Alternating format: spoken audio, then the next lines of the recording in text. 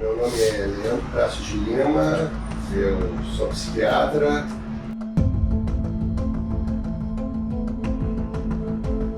Tem duas coisas aqui importantes, tá?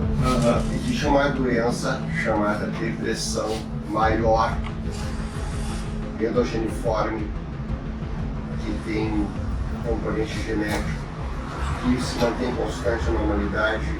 Eu estava vendo, eu fui dar uma olhada nesses dados aí, dos anos 15, 20 anos, cuja prevalência é em torno de 17%. Essa não muda, porque é uma doença muito grave. É que nem esquizofrenia. Esquizofrenia não mudou, ela continua igual. Ela não mudou, não aumentou nem diminuiu. Agora tem uma depressão leve e moderada que é vinculada a estressores que acontecem na vida cotidiana. Essa aumentou. Não, mas não foi aquela doença genética, que ela se mantém igual. Entendeu? É que dá uma confusão entre uma doença que é genética, que é gênero, que é a depressão grave, gravíssima, e uma depressão leve e moderada, que aumenta muito nesses períodos aí, e aumentou mesmo, que são reativas a estressores que todo mundo está do jeito a viver. Mas é muito perigoso a gente dizer que aquela depressão endógena aumentou. Aumentou no sentido de que nasceu mais gente, mas a prevalência continua igual. A prevalência ela não muda.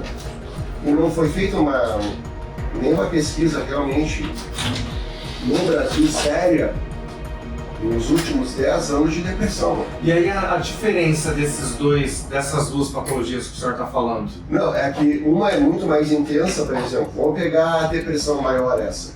Que a pessoa tem anedonia, retraimento social, não toma banho, perde dos interesses todos pelas atividades que tinha, acaba com ideação suicida, entendeu? Tem uma dificuldade de se relacionar com as pessoas, é uma doença que provoca um retraimento brutal. Essa é considerada a mais grave? A mais grave, essa é gravíssima. Agora, as pessoas podem ficar meio desanimadas, sem vontade de fazer as coisas e tal, meio baixo astral, e essas respondem muito bem à psicoterapia, essas depressões aí, entendeu? Que é um tratamento mais leve. É, exatamente, a terapia cognitivo-comportamental, entendeu? Ou a terapia cognitiva da internet chama TCCI, é a terapia voltada também para a internet. O próprio terapeuta da internet te ajudando a tratar sintomas depressivos também ajuda, entendeu? Agora, essa não é aquela depressão que eu estou falando. Essa é mais severa. Tem muito cuidado a gente falar que aumentou a severa, porque essa severa ela é genética, é gene. Ela tem genes, entendeu? São vários genes envolvidos na depressão. Ela se mantém porque ela é que nem esquizofrenia. Aumentou o índice de esquizofrenia? Não. Agora, tem uma outra coisa importante que o suicídio também tem um componente genético. Nem todas as depressões a pessoa tem ideação suicida. Mas tem pessoas que têm deprê e tem alguma outra estrutura genética subjacente a ela e tal, ela pode vir a ter tentativa ou até cometer o suicídio. Vamos pegar que a depressão aumenta quase 20 vezes maior o risco de um suicídio. A depressão em si. Mas nem todos os deprimidos têm ideação suicida. Quando o senhor disse que tem fatores genéticos, isso não está ligado a questões hereditárias, de família, por exemplo, tá? Isso? Só que tem que cuidar a gente usar essa questão genética, porque não é bem a mesma aquela, por exemplo, hemofilia. Hemofilia tem genes, assim, homozigotos e heterozigotos, vai lá, e a chance dos dois filhos terem hemofilia é brutal.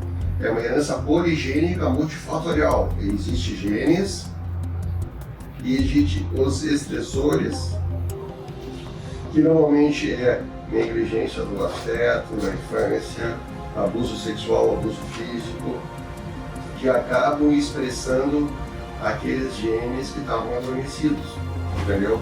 Aí a pessoa acaba desenvolvendo, tendo morte, desenvolvendo a depressão. Essa é a depressão, essa chamada endogeniforme, que é a depressão maior, A mais severa. a mais severa de todas. A depressão reativa é a pessoa que nem precisa ter os genes da deprê, mas ela é submetida a tamanho estressor na vida cotidiana, Viveu algum evento viveu muito traumático. e tal, e começa a ficar desanimado, sem vontade de fazer as coisas também, meio baixo astral, iluminação negativa, e que daí a terapia ajuda brutalmente esses casos. Os primeiros lá, a gente tem que usar medicação junto, aquela primeira vez. Ela vai ter que usar antidepressivo. Não tem Não tem alternativa. E pode usar terapia também, concomitante, não tem problema. As duas juntas? As duas juntas, ajuda. A terapia é fantástico. Eu sou totalmente a favor da terapia, entendeu? Até porque eu sempre fui terapeuta, ó, ali aquelas cadeiras ali. Doutor Leandro, então eu queria que o senhor começasse nos explicando o que significa a depressão para a medicina. Bom, vamos pegar o conceito clássico, então, que é utilizado nos manuais classificatórios, como a CID-10 ou até a nossa CID-11, que vai ser veiculada daqui a um tempo, que é aquela que a pessoa sofre no mínimo 2 semanas com perda do interesse pelas atividades habituais, os pensamentos são nihilistas ou pessimistas, a pessoa não tem mais vontade de tomar banho, elas provocam retraimento social brutal e pelo menos mais de 2 semanas com esses sintomas. E aí o senhor me dizia também que há uma situação de 2 tipos também, né? Uma que vem desse fator genético, uma que pode vir de algum evento traumático muito forte. Essa genética que eu te falei, ela também tem a ver com trauma da infância. A pessoa herda genes, vários genes, tem a ver com a depressão. Há aquela negligência do afeto, o abuso físico, o abuso sexual, que acabam se expressando esses genes, a pessoa tem uma maior vulnerabilidade de desenvolver esse tipo de depressão grave, que eu falei que é o conceito, vamos chamar ela de maior, que é diferente de uma pessoa que provavelmente não carrega esses genes, mas que na vida adulta sofre de um estressor absurdo, uma perda ou um problema financeiro, e que acaba provocando sintomas depressivos. Esses sintomas depressivos são quase parecidos com aquele, mas não com aquela intensidade tão intensa, mas que são mais suscetíveis ao tratamento psicoterápico. A gente está conversando, doutor, com algumas pessoas que enfrentam a depressão e muitas delas relatam para a gente nas entrevistas que sofrem até algo parecido com um tipo de preconceito quando falam sobre o assunto. Algumas pessoas relatam que ouvem de pessoas, de parentes, que é frescura, que é bobagem, que é falta de igreja, de religião. Eu queria entender com o senhor também é terapeuta, de que forma mais ou menos que opera a cabeça da pessoa quando ela está passando por esse período de depressão. Como que ela enxerga o mundo, como que ela passa a enxergar o mundo a partir do momento que ela começa a entrar num quadro de depressão? Pergunta muito importante, porque o problema maior dessas pessoas que sofrem de depressão é a culpa.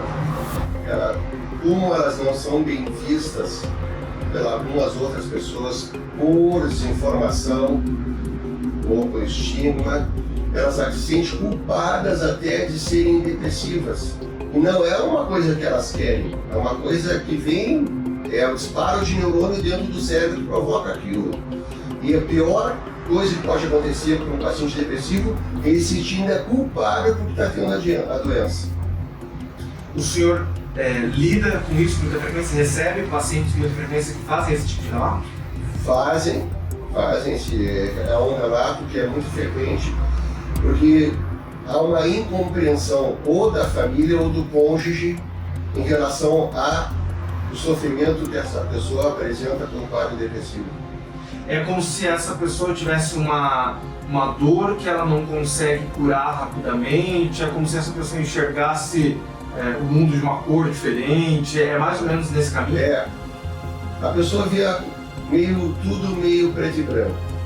Mas é interessante que se a pessoa sofre de uma diabetes, se sofre de uma hipertensão e tal, todo mundo respeita isso. Mas não respeita quando a pessoa está deprimida e que é a patologia que mais provoca prejuízo no trabalho durante a vida, de todas as doenças, porque a pessoa acaba não conseguindo manter-se no trabalho. E que, infelizmente, ainda muitas vezes pode evoluir para uma fase onde a pessoa decide acabar com aquela dor de outras formas, né? A depressão é a patologia psiquiátrica que aumenta quase 20 vezes o risco de suicídio. Ou seja, ela é muito maior responsável de todas as doenças por a pessoa cometer um suicídio. As famílias que estão passando por isso com algum familiar, né, que o familiar está vivendo com a depressão, qual que o senhor considera a melhor orientação de lidar com aquela situação? Bom, aí tem duas questões fundamentais, né? Qual é a motivação para a pessoa procurar, então, o atendimento médico? É o subjetivo, a pessoa perceber que está sofrendo, que não dá conta, que está diferente, que não é aquela mesma pessoa, ou gostava de jogar futebol, agora não tenho mais interesse em jogar futebol, eu gostava de sair com meus amigos, eu não tenho mais essa vontade, algumas coisas estão diferentes comigo, eu vou procurar um médico, psiquiatra, para me ajudar a mudar o meu quadro. E o outro é uma família solidária, é aquela diferença, diferente daquela que tem as empáticas também, tem umas legais, que percebe que, ou os filhos percebem, ou o pai ou a mãe, olha, tu não tá legal, tu não é a mesma pessoa, tu não faz as mesmas coisas, tu tá diferente, tu tá retraído, tu não quase sem palavras, tu vai ter que procurar um médico, nós vamos te levar um médico. Aí eles levam a pessoa e ajudam ela a procurar um psiquiatra. Esse é o melhor momento, então. É aquela hora que tem que ter a viradinha de chave, que algo está estranho, que precisa de ajuda médica. Com certeza, quando a pessoa percebe, ou a familiar percebe que há um sofrimento diferente ali, emocional, de cunho depressivo, os pensamentos são mais pessimistas, só fala coisa, é uma morte, e a pessoa, não, peraí, ele não era assim. Alguma coisa está acontecendo e ele necessita de um tratamento. Quando essa pessoa chega até o senhor, qual que é o procedimento? É entender exatamente o grau daquilo que ele está vivendo? Como que funciona? Não, todo o psiquiatra, ele, claro, tem que ter uma empatia muito grande por todos os pacientes que ele tem. E tem que ter um cuidado muito grande com esses pacientes depressivos para saber até qual é o grau da depressão, qual é o sofrimento que ele está pensando e qual é o que está em volta dele. Como é que os familiares estão tratando ele, os amigos estão falando dele, entendeu? O cônjuge está falando, para também ajudar aquelas pessoas a trabalhar junto no tratamento desse paciente. A depressão, doutor, ela pode ser a origem também para outras doenças de cunho mental mais graves? Ela pode ser a origem de outros problemas? Não, a depressão ela é fator de risco para a pessoa aumentar doenças cardiovasculares, ela aumenta a chance de hipertensão, ela aumenta a chance de várias doenças, não só mentais, são doenças clínicas. Então ela é risco até de aumento de infarto. Então a depressão ela é uma doença que tem uma morbidade, se chama isso, grande, intensa. Hoje, quais são as opções de tratamento que são disponíveis pela rede pública de saúde, por exemplo? Tem um tratamento vasto, amplo para as pessoas? Eu gosto muito do nosso sistema único de saúde, tá? Eu gosto. Só que, infelizmente, a demanda é tanta porque a prevalência da depressão é grande, entendeu?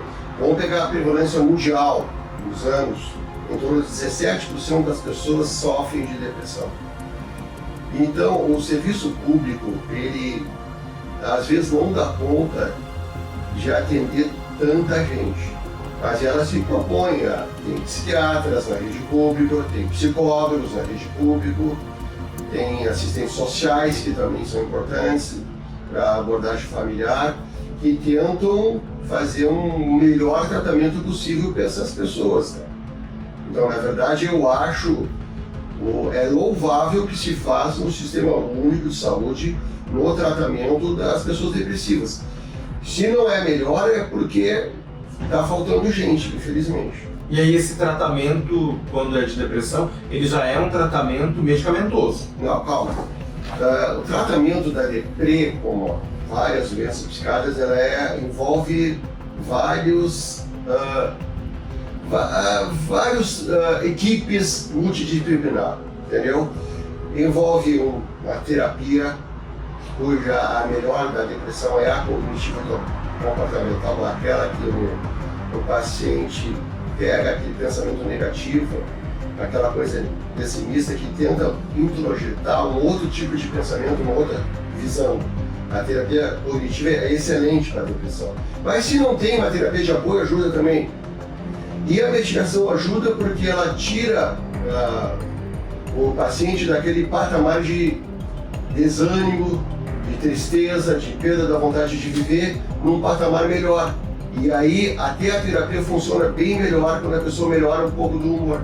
O senhor que está na estrada aí há bastante tempo, percebe, acha que a população brasileira tem, com o passar dos anos, se preocupado um pouco mais com a saúde mental? Qual que é a análise que o senhor tem feito disso? Eu acho que ele se preocupou muito mais. Tanto que várias doenças que tinham muito mais estigma em relação à depressão, por exemplo, como a esquizofrenia, é uma doença mental gravíssima, talvez a mais grave de todas, hoje é muito mais bem compreendida pela população e também é de maior aceitação. Eu vejo que, não sei se são as redes sociais ou a informação, que todo mundo está um pouco mais bem informado e isso ajuda muito no tratamento. O senhor tocou aí num ponto de redes sociais. O senhor tem recebido pacientes assim que consomem muito rede social e que de alguma forma sentem impacto daquilo em suas vidas? Bom, tá vendo isso aqui, ó? A CID 11. Agora é o nosso próximo. Tem um dos capítulos de onde se dedica a esses vícios das redes sociais. O vício no joguinho no smartphone. Ou seja, eu vejo que a rede social hoje ela pode ser uma coisa boa, mas pode ser uma coisa muito perniciosa, que provoca muito dano para a pessoa. E pior, é o famoso mobbing, o bullying o mobbing se chama para adulto, o bullying é para criança, entendeu? Vamos pegar a palavra bullying então, bullying de adulto então. O bullying que acontece às vezes em redes sociais contra alguma pessoa e o tal do cancelamento que deixa a pessoa demolida. E é a causa também da depressão. A gente pode entender ligações entre esses problemas que vão surgindo com as redes sociais e o estado de depressão de algumas pessoas? Tem ligação? Essas depressões que eu falei, que são moderadas, aumentaram muito, aquele dado que falou, realmente aumentou. Essas depressões moderadas, leves, com o advento dessas redes sociais. Em relação, por exemplo, ao meu tempo, eu sou do século XX, que não tinha rede social. Eu via que não tinha esse problema. Não havia essa incidência grande de depressão leve ou moderada como tem hoje na humanidade. E a gente perceba aqui no meu consultório, em que muita gente que procura vinculada a essas situações que está vivendo nas redes sociais. São pessoas que consomem os produtos ali divulgados e que muitas vezes se colocam em campo de comparação com vidas, às vezes, impossíveis de ser alcançadas. Sempre a grama do vizinho é melhor que a nossa. E acha que aquilo ali é uma coisa, e projeta uma coisa fictícia, né? E que não existe. É bom a gente colar na realidade e ver e procurar, porque na verdade o patamar da vida boa é estar com teus amigos, fazer um almoço com a família, isso é o patamar da vida boa. Não criar uma coisa fictícia, romantizar uma coisa que nunca vai ser alcançada.